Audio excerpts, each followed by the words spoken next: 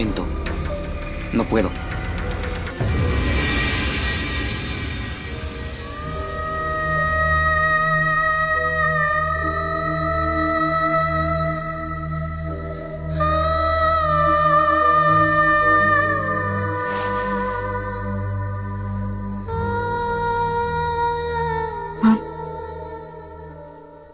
थोड़ा दूध पी लीजिए, जिससे आपको नींद आ जाएगी। बड़ी चिंता है ना तुझे मेरी?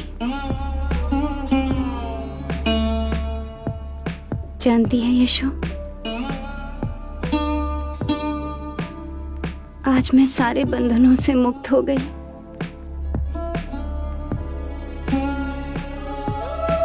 बेटा दूर चला गया,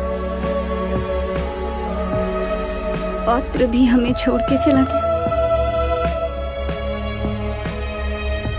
एक महाराज का साथ था, और अब वो भी। कल सुबह प्रातः मैं निग्रोध वन जाकर बुद्ध से प्रवज्य ले लूंगी, भिक्षु बन जाऊंगी। मैंने आपको प्रातः बताया तो था, आज प्रातः ही वो जेठ वन को प्रस्थान कर गए। आप भूल गई, ऐसे भी वो स्त्रियों को दीक्षा नहीं देते। जब परम ज्ञान प्राप्त कर पहली बार कपिलवस्तु आए थे, तब मैंने भी उनसे यही अनुरोध किया था। तब भी उन्होंने यही उत्तर दिया कि जब समय अनुकूल होगा तो वो मुझे स्वयं कहेंगे। तू बुद्ध की पत्नी है, तुझे दीक्षा देने में उसे संकोच हुआ होगा, कोई मर्यादा बीच आई होगी। किंतु मैं उसकी मां हूं। मैं और कपिलवस्तु की अनेक स्त्रियां रेशम त्याग, गेरुआ वस्त्र धारण कर जेठवन तक जाएंगे और बुद्ध को ये सिद्ध कर देंगे कि स्त्रियां भी सरल जीवन व्यतीत कर सकती हैं। हमारा ये संकल्प देख बुद्ध हम पर करुणा का हस्त अवश्य रखेंगे, ऐसा मेरा प्रबल विश्वास है। और मुझे मेरी माँ के विश्वास पर अटल विश्वास है। ऐसी दृढ़ संकल्पी मैंने कभी ना देखी।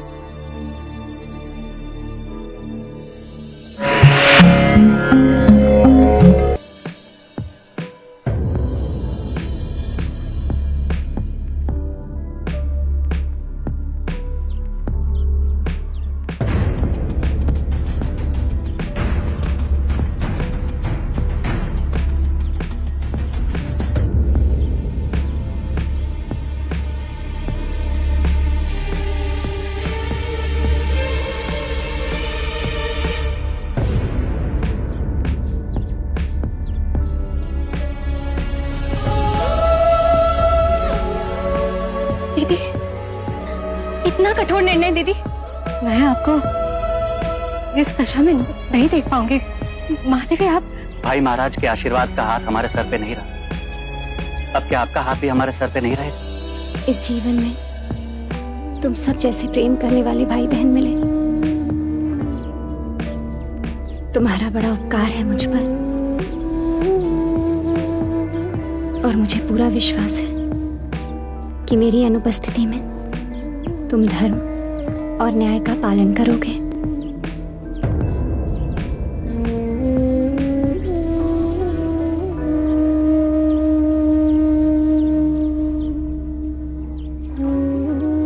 ना पुत्री, अश्रु से नहीं, मुझे दीक्षा मिलते ही मैं स्वयं तुझे वहां बुला लूंगी। बुद्ध के साथ न सही, वो हमारे सामने तो रहेगा।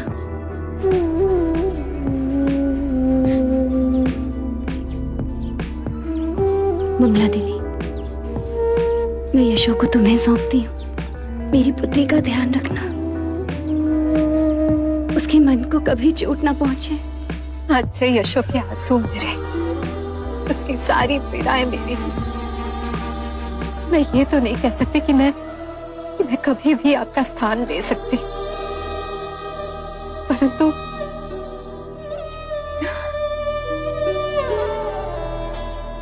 ये वचन अवश्य देती हूँ कि यशो को अपने दिल से सहेज कर रखूंगी। आज से मैं इसकी माँ हूँ।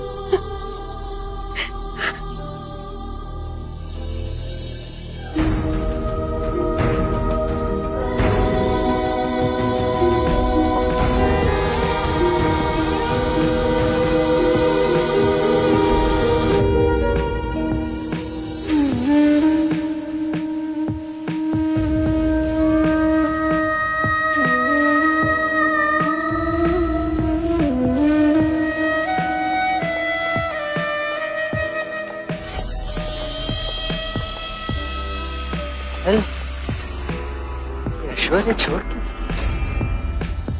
देवी प्रजापति भी भक्त की शरण में। हर तरफ बुद्ध की गूंज। बुद्ध बुद्ध बुद्ध।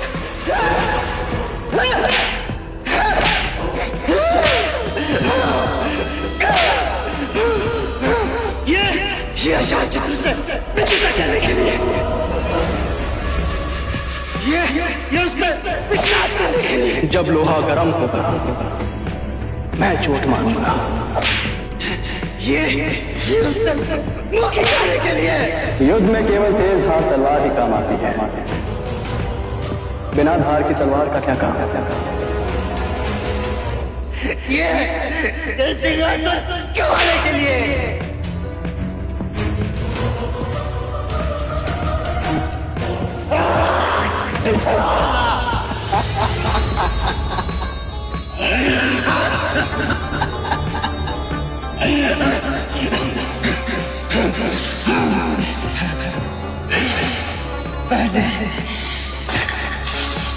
पहले सिद्धार्थ से,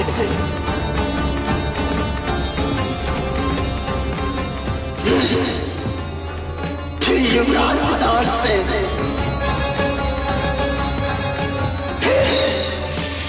फिर यशोधरा के प्रेमी सिद्धार्थ से। यशोधरा ये तुम्हारे तुम मेरे लिए कुछ नहीं लाई सिद्धार्थ।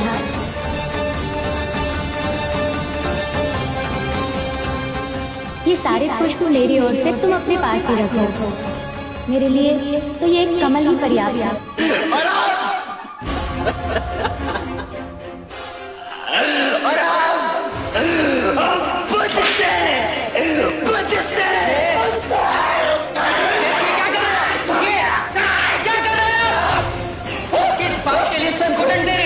किस बात के लिए? पीड़ा पीड़ा है मेरे मन में। पीड़ा से मुक्ति पाने का ये कोई मार्ग नहीं। बुद्ध के बताए हुए मार्ग पर चले, आपको परम शांति प्राप्त हो। नहीं चाहिए शक्ति मुझे, नहीं चाहिए शांति मुझे, शांति से मुझे नहीं चाहिए शांति, नहीं चाहिए शांति। मेरा स्वभाव अग्नि की लटकती ज्वाला, अग्नि की लटकती ज्वाला है मेरा स्वभाव। जोश से भयंकर कोई अग्नि नहीं, घृणा से भयंकर कोई जानवर नहीं होता, अविवेक से बढ़कर कोई जाल नहीं होता, लालच से बढ़कर कोई बाधा नहीं होता।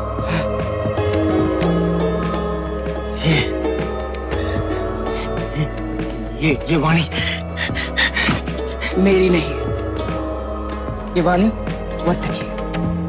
ज्येष्ठ, आपको जिस रोग से पीड़ा हो रही वो मन का रोग है। मेरा एक सुझाव मानेंगे? कुछ दिन के लिए भिक्षुक बनकर बुद्ध के साथ रहे, कुछ दिनों में आपके मन का जड़ ठीक हो जाए, आप अपने अंदर एक रूपांतरण पाओगे। मन शांत हो।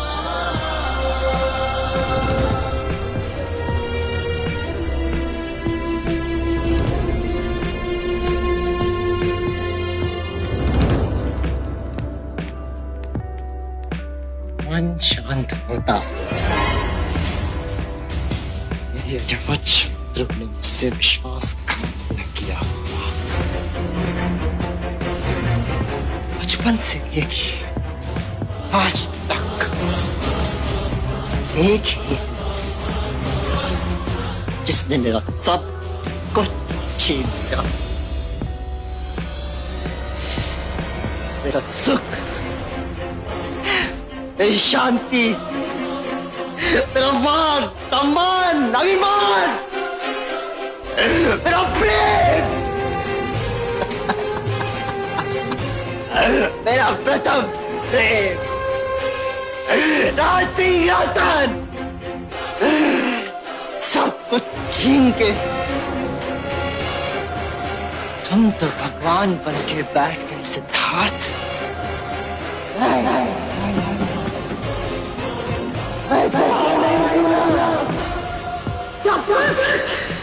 जब तक तुम्हारी नहीं लूंगा, ये जाना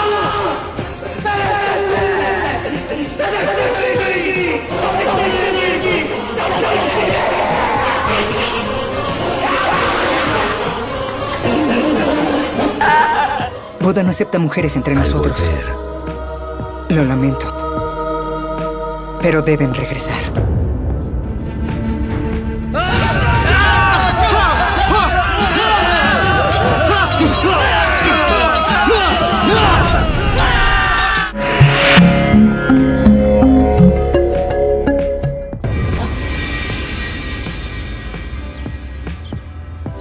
इतने सारे भिक्षु द्वार पर?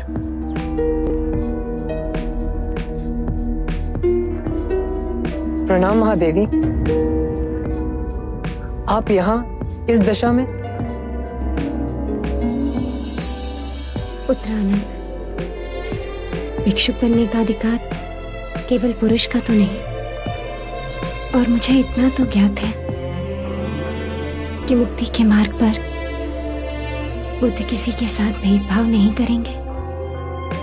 शांति पाने का अधिकार सबको है। बुद्ध ने स्वयं कहा है, धनी, निर्धन, छूत, अछूत सब संग में आ सकते हैं। आशा है स्त्रियों के साथ भेद ना होगा। आप सब आए कैसे? हम सभी कपिलवस्तु से पद यात्रा कर आए हैं। 15 दिन हम रास्ते पर सोए, गांव से भिक्षा मांग खाया, बहुत आशा लिए आए हैं कि हमें निराशा ना मिले। आपने इतने कष्ट उठाए, सुन के पीड़ा हुई, परंतु आप तो जानती हैं कि बुद्ध संग में स्त्रियों को नहीं लेंगे। क्षमा, पर आपको लौटना होगा।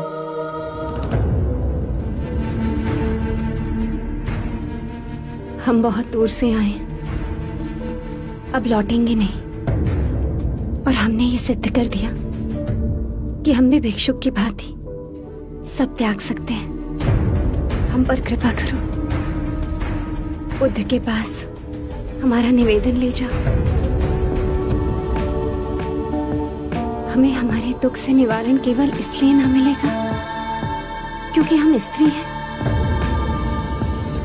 हमें भी अधिकार है निर्वाण पाने का।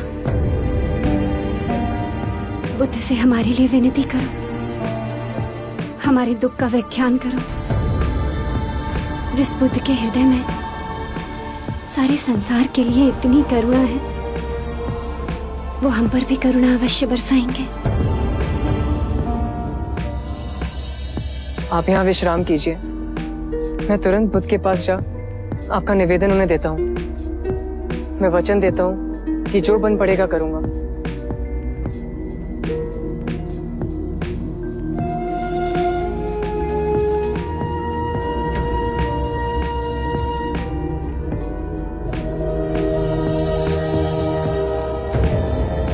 मन में कोई द्वंद्व उठा है आनंद? एक प्रश्न है, क्या स्त्रियों में भी क्षमता है कि वो साधना कर सके, समाधि पा सके, अरिहंत बन सके? कोई संदेह नहीं, स्त्रियों में महान शक्ति। तो संघ के द्वार स्त्रियों के लिए क्यों बंद हैं? शाक्य मुनि, महादेवी प्रजापति अपना सब त्याग कर गेरुआ धारण कर कपिल वस्तु से पैदल चल आपके पास आई हैं। उनके पांव रक्त से लथपथ छाले पड़े हुए हैं, ये सिद्ध कर कि जितनी यातना पुरुष झेल सकता है उतनी स्त्री भी झेल सकती है। आंखों में केवल एक ही आशा लिए और हाथ विनती से जोड़े कि उन जैसी स्त्रियों को आप दिशा दिखाएंगे। उन्होंने कहा है कि स्त्रियां पूर्ण जीव हैं, उन्हें भी अधिकार है मुक्ति पाने का। हे करुणा निधान, अपनी कृपा का हाथ उन दुखियारियों पे रखिए।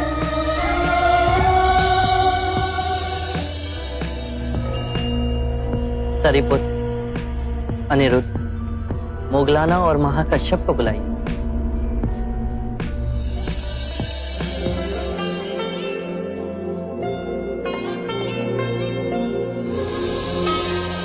हाँ महादेवी। क्या? नहीं, मैंने जल का त्याग किया है। जब तक अब बुद्ध मुझे दीक्षा नहीं देंगे, मैं जल ग्रहण नहीं करूंगी। आप सबने जो 8 नियम बनाए हैं उससे मैं सहमत हूं।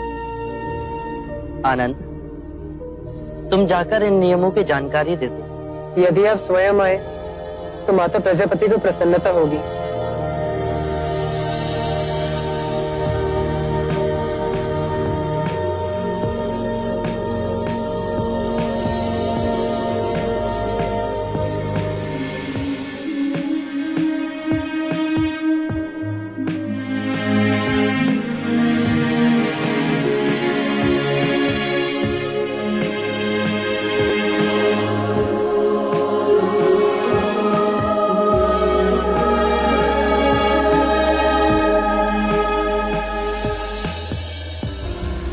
मैंने और मेरे संघ के विचारशील भिक्षुओं ने आपकी विनती स्वीकार कर 8 नियम बनाए।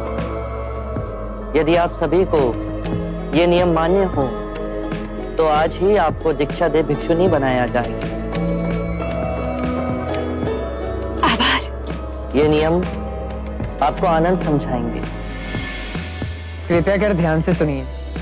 1, भिक्षुणी सदैव दूसरी भिक्षुणी को सम्मान देगी, चाहे वो आयु में उनसे बड़ी हो या उनसे साधना में अधिक वर्ष लगाए। 2, 3 माह के एकांतवास में भिक्षुणी का समुदाय भिक्षु के समुदाय के निकट रहेगा, जिससे वो भिक्षु से आध्यात्मिक ज्ञान और अध्ययन में सहायता ले सके। 3, माह में 2 बार भिक्षुणी समुदाय किसी प्रतिनिधि के द्वारा भिक्षु को आमंत्रित करेंगी, जो कि तय करे कि उपासना उपवास का दिन कौन सा हो। 4, वर्षा ऋतु के एकांतवास पश्चात भिक्षुणियां पावन के लिए आएंगी। ये दिवस बोधिसत्व का पावन दिन 11वें माह की पूर्णमासी को मनाया जाएगा। इस दिन कोई भी वाद विवाद जो दुर्भाग्य से उठ खड़ा हुआ हो, उसका निवारण होगा। इस पावन दिवस भिक्षुणियां अपने आत्म मार्ग के अभ्यास का लेखा जोखा भिक्षुणियों के समक्ष ही नहीं अपितु भिक्षुओं के समक्ष भी रखेंगे। 5, यदि किसी भी भिक्षुणी ने किसी भी नियम का उल्लंघन किया हो तो उसे भिक्षु और भिक्षुणियों के समक्ष यह स्वीकारना होगा। 6, आत्मिक अभ्यास के पश्चात नवदीक्षित को पूर्ण भिक्षुणी बनने के वचन भिक्षु और भिक्षुणियों के समक्ष ही लेने होंगे। 7, भिक्षुणी किसी भी भिक्षु की आलोचना और निंदा नहीं करेगी। 8, भिक्षुणी किसी भी नए भिक्षु को धर्म का ज्ञान नहीं देगी। क्या आप सभी को ये नियम मान्य हैं?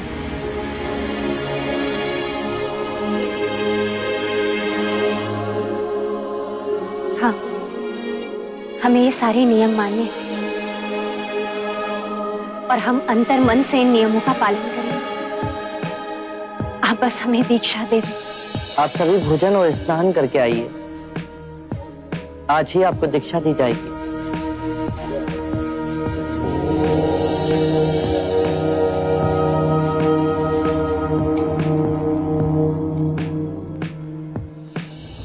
आप सब चिंता न करें। ये नियम इसलिए बनाए गए हैं ताकि संघ के संचालन में कोई बाधा ना हो, कोई उपद्रव खड़ा ना हो। इन नियमों का पालन करके हम आध्यात्मिक पथ पर आगे बढ़ेंगे। स्त्रियों को आज तक जिस मुक्ति से वंचित रखा गया, वो आज हमें मिलने जा रही है। बुद्ध के इस कदम से हम सभी को मोक्ष में पुरुष के बराबर का हिस्सा मिलेगा।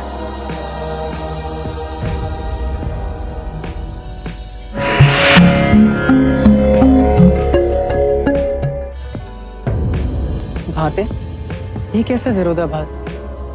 भारतवर्ष के एक कोने में बुद्ध मनुष्य के अंतर्मन को शांत कर रहे हैं, पर वहीं दूसरी ओर अजात शत्रु मनुष्य के अंतर्मन को युद्ध कर अशांत कर रहा है। युद्ध की प्यास में पागल मनुष्य अंत में शांति के मार्ग पर ही आएगा। ये हमारे जीवन में घटित होगा आनंद।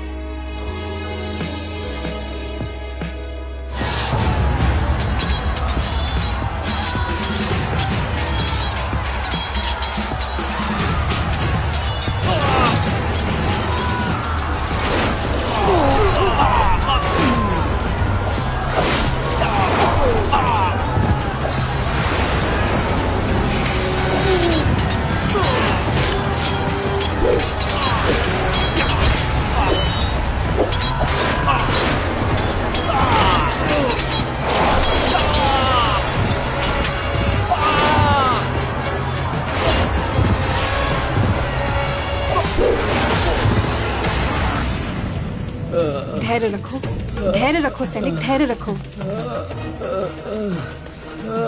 जल्दी रखो इसे। वैद्य जी, जल्दी लेप लेकर आइए। कितना रक्त बह रहा है इसका। जल्दी जल्दी। धैर्य रखो सैनिक, धैर्य रखो। रक्त का बहाव जल्द ही बंद हो जाएगा।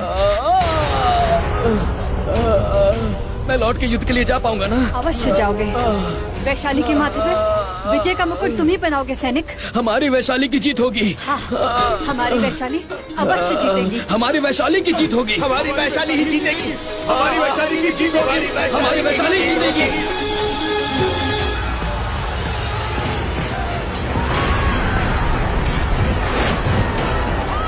महाराज, हमारे दक्षिणी सैनिकों का एक दल मारा गया है। चारों ओर हड़कंप मची हुई है। सैनिक निराश होकर मैदान छोड़कर भाग रहे हैं। यदि आप शीघ्र यहाँ से न निकले तो हमारी हार निश्चित हो जाएगी। आपको शीघ्र ही निकलना होगा महाराज।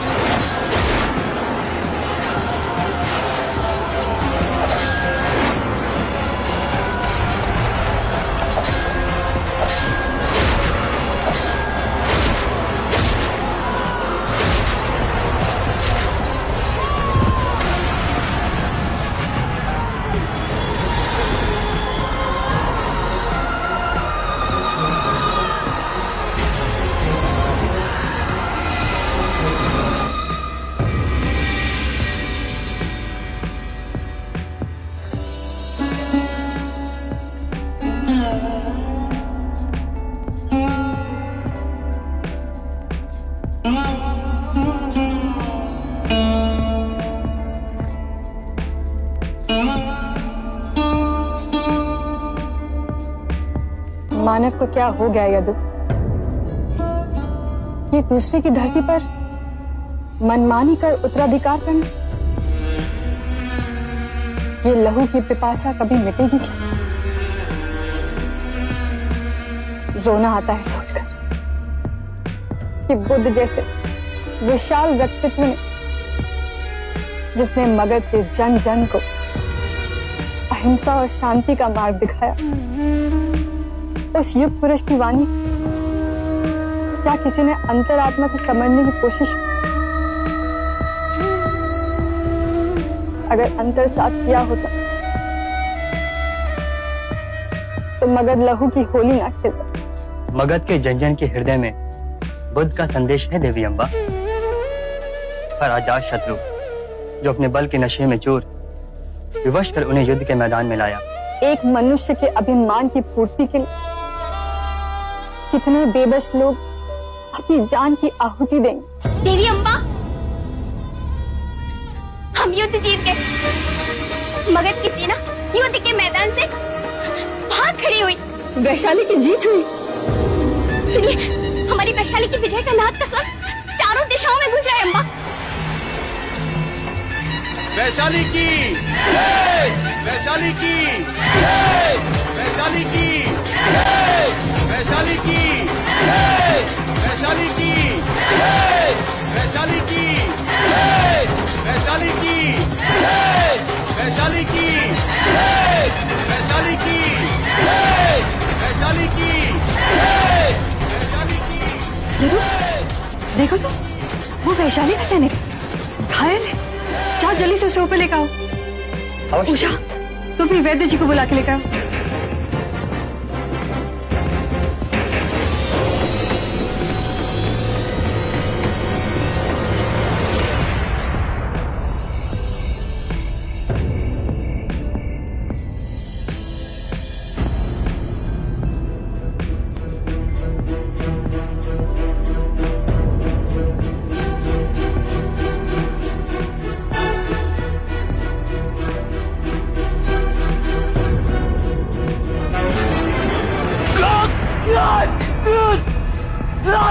तुम सुरक्षित हो।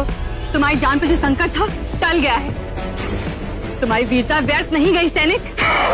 जिस वैशाली के लिए तुमने अपने प्राण दांव पे लगाए, वो वैशाली, तुम्हारी वैशाली जीत गई। वैशाली,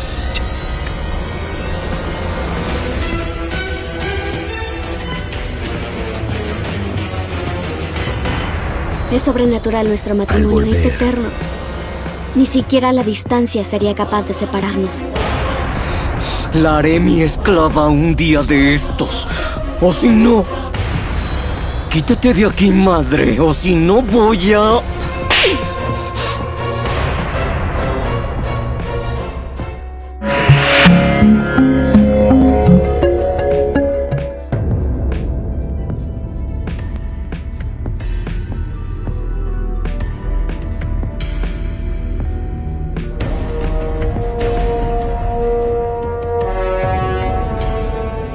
देवी अम्बा, घाव बहुत ही गहरा है और ज्वर भी इन्हें भीषण चढ़ गया है।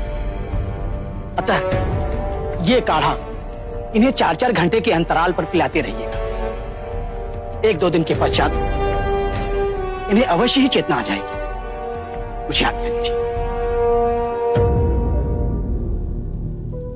आइए वैद्यराज।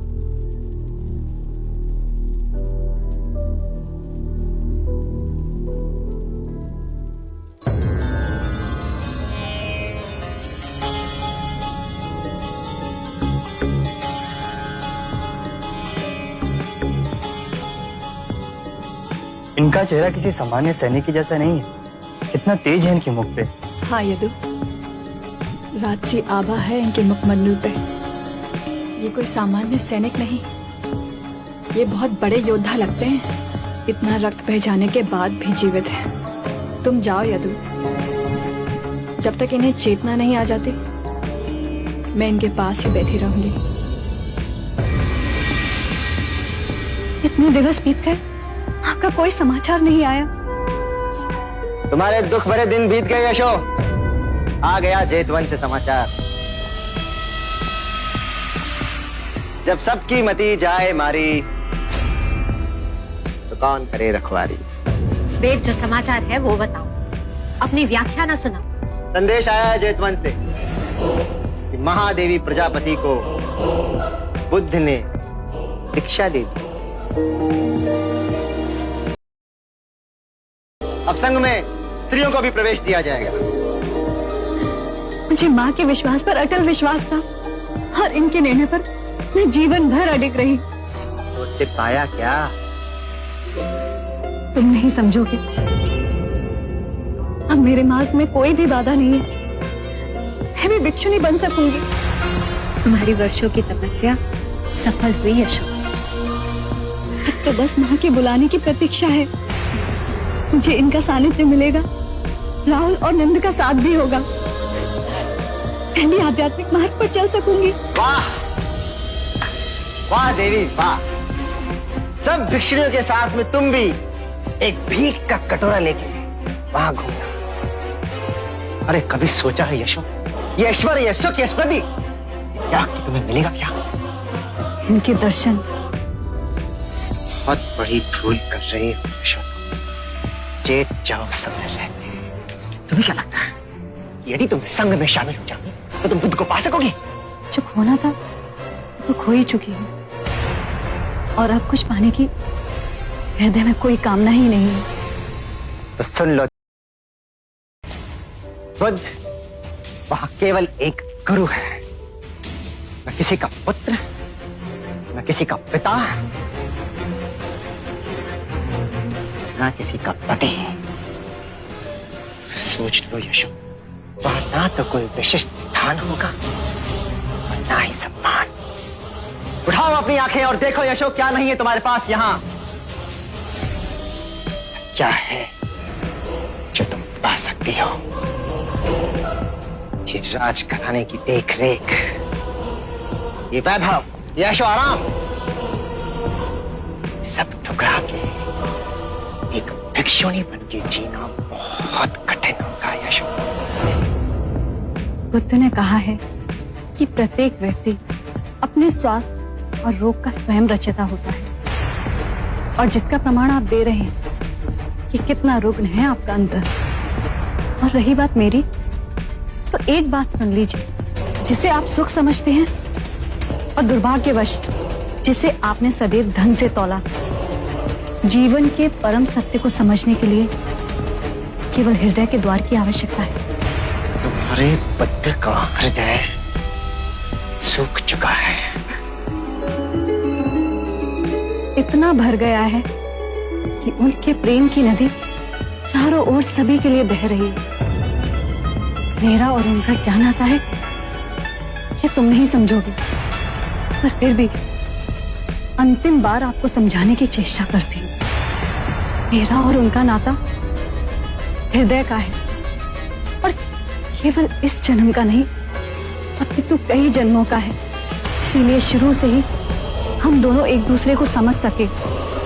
यदि मैं भिक्षुणी नहीं भी बनती तो भी मुझे केवल इस बात का आश्वासन था कि वो यहीं कहीं इसी पृथ्वी पर हैं।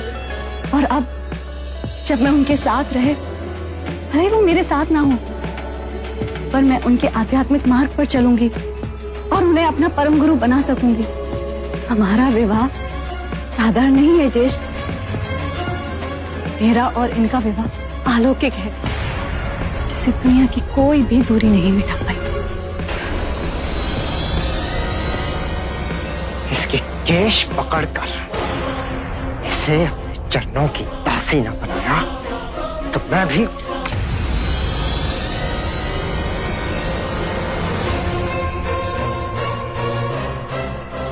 हाथ लगाने की चेष्टा भी की तो हाथ काट दूंगी।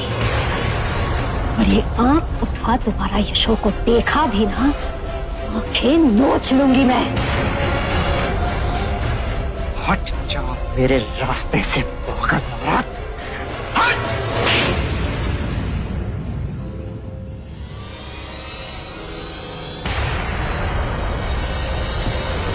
यही थप्पड़ मैंने तुझे बचपन में मार दिया होता तो आज मुझे ये दुर्दिन देखना पड़ता।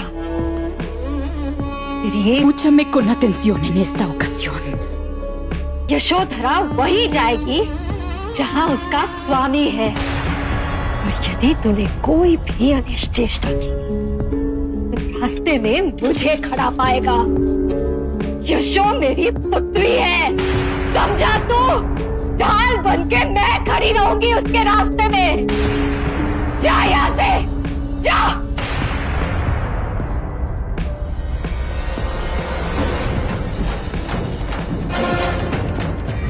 Estás desahogando tu vieja enemistad en mí. Tú no estás aceptando tu vocación. Estás mintiendo. ¿Miento ahora yo? Sí.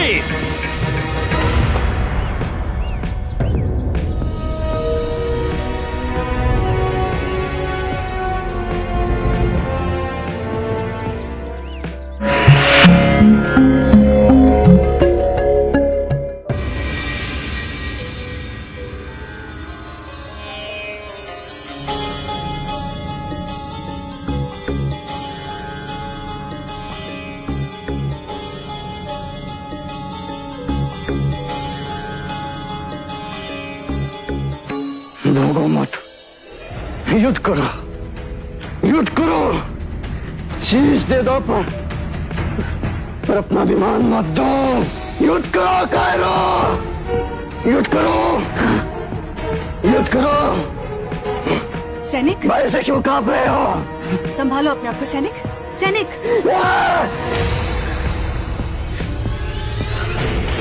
कौन हो तुम?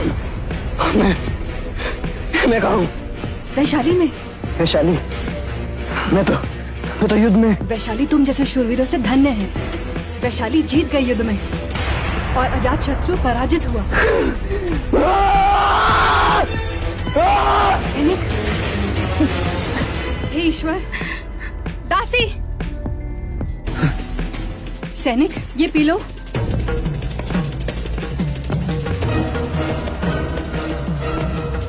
ये घाव कब भरेगा?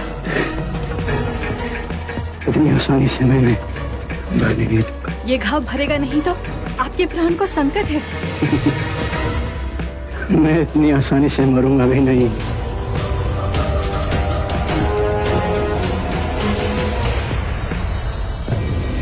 इस वर्षा ऋतु शाक्य मुनि हमारे साथ एकांतवास को समय में व्यतीत करेंगे। धन्य होंगे हम जो उनका सानिध्य हमें प्राप्त होगा।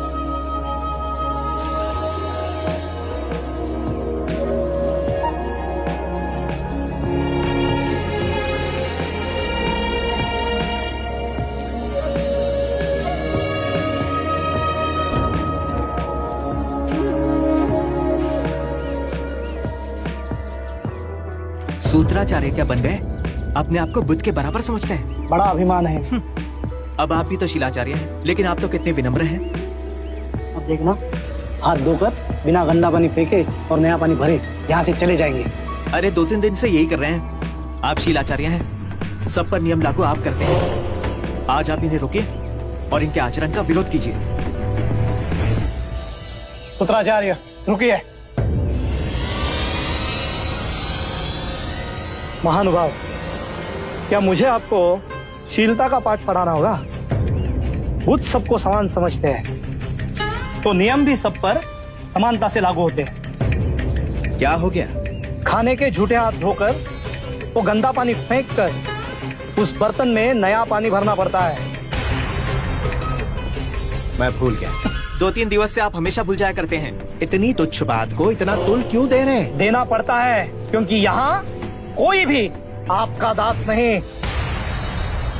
मैं सूत्राचार्य हूँ। आप मुझे शालीनता सिखाने से पहले विनम्रता सीखिए। सूत्र क्या सिखाए? आप बात करना भी आप सिखाएंगे? आप शिलाचार्य को सम्मान दीजिए। कैसे सम्मान दें? अपने क्रोध पे तो आपका वश है नहीं। शिलाचार्य जी को समय और अवसर का कोई ज्ञान है नहीं। आप शिलाचार्य का अपमान कर रहे हैं। वे कौन सा सूत्राचार्य पे फूलों की वर्षा कर रहे हैं? सूत्राचार्य तो आपके शिलाचार्य से कहीं अधिक गुणी। इनके गुण तो हम देख चुके। आप ईर्ष्या करते हैं मुझसे। मैं क्यों ईर्ष्या करूंगा आपसे? मैं तो केवल आपको आचरण समझा रहा हूँ। आचरण समझाने का ये कौन सा तरीका है? तो क्या करूँ? कोई गलती करता है, आप तो गलतियाँ दोहराते जा रहे हैं। इससे ये समझ आता है कि सबके लिए आपके मन में समान भाव नहीं है। आपने ये निष्कर्ष कैसे निकाल लिया? यदि आपके मन में समान भाव होता तो आपके बाद में आने वाले भिक्षु को क्या सेवक समझते आप, जो आपकी झूठन उठाए? आपके मन में मेरे लिए बैर है। मैं क्यों बैर पालूंगा? गलती की है तो मान जाइए। गुण तो हम देख चुके हैं। बुद्ध के भिक्षु कहलाते हैं अपने आप को, और इतनी छोटी सी बात का पतंगड़ बना रहे। इस तरह का उपद्रव करने से संघ में फूट पड़ेगी और ये बात बाहर जाते हुए कोई समय ना लगेगा। संघ का नाम खराब हो, इससे पहले मैं तुरंत जहाँ बुद्ध को इसकी सूचना देता हूँ। ऐसी भी क्या बड़ी गलती कर दी मैंने? लो, अब आपको अपनी गलती बड़ी नहीं लग रही। आप कोई पुरानी शत्रुता निकाल रहे हैं मुझसे। आप अपनी गलती स्वीकार नहीं कर रहे हैं, आप झूठे हैं। मैं झूठा हूँ? हाँ।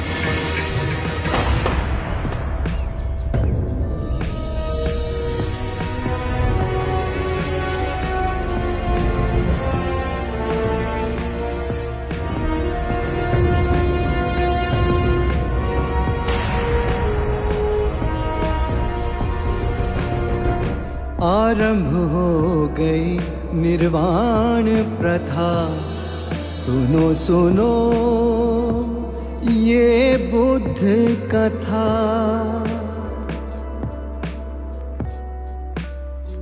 जोश से भयंकर कोई अग्नि नहीं, घृणा से भयंकर कोई जानवर नहीं, अविवेक से बढ़कर कोई जाल नहीं, लालच से बढ़कर कोई बाधा नहीं।